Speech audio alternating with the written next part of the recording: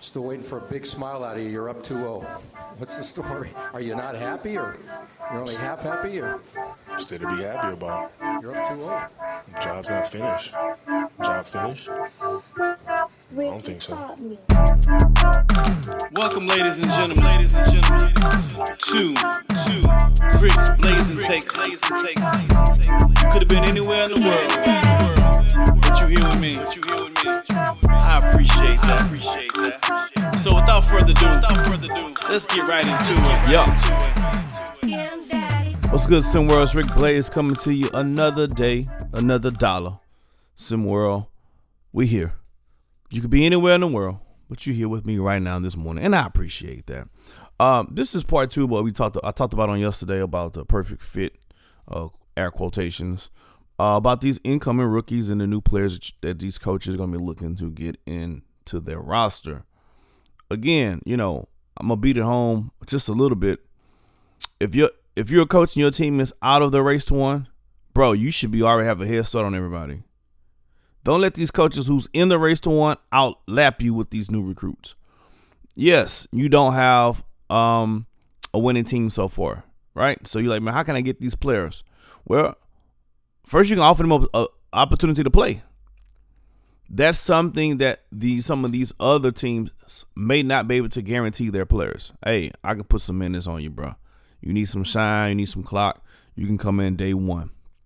Even if you're not a starter for me, you can come off the bench day one and get 15, 17, 20 minutes from me, which is a very big deal, especially when you're talking to a new recruit who's trying to get onto a squad, right? So you have leverage in some of these things, right?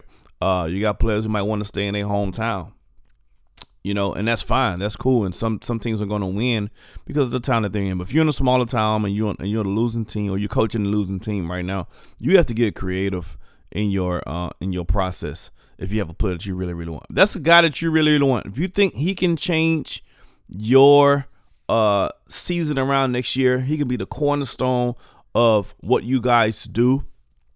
You got to throw everything at him.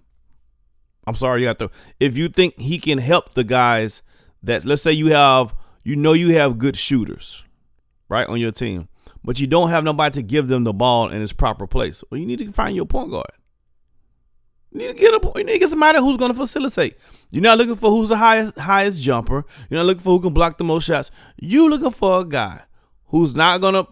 When I say point guard in this particular scenario, I'm not talking about a guy who plays a point guard position, but he's taking 15 shots a game. No. You're looking for someone who's looking to take 8 shots a game and want to pass the ball first to help your shooters out.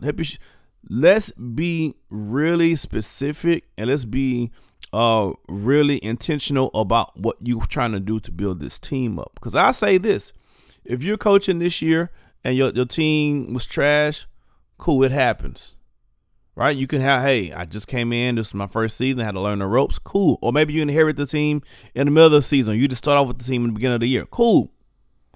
But come next year, then we're going to be mostly 90% your guys. At least 70-80% of your guys. So the excuse is not there. You don't want to be that coach with 2 super sorry seasons in a row. Because then they start looking at who? Not the players, they start looking at the coach. Yeah, so make sure you get players who can specifically do what you need them to do.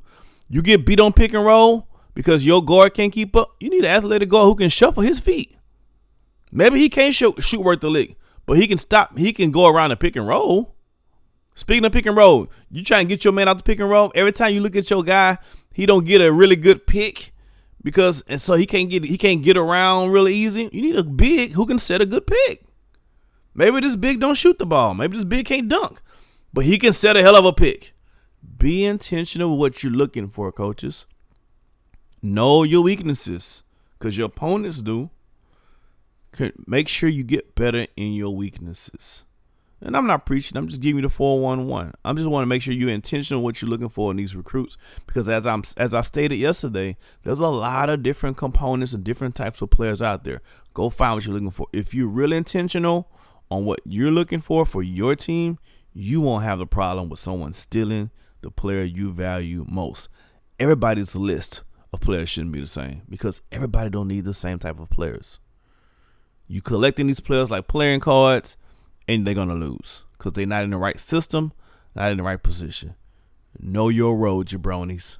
Know your role. I'm out.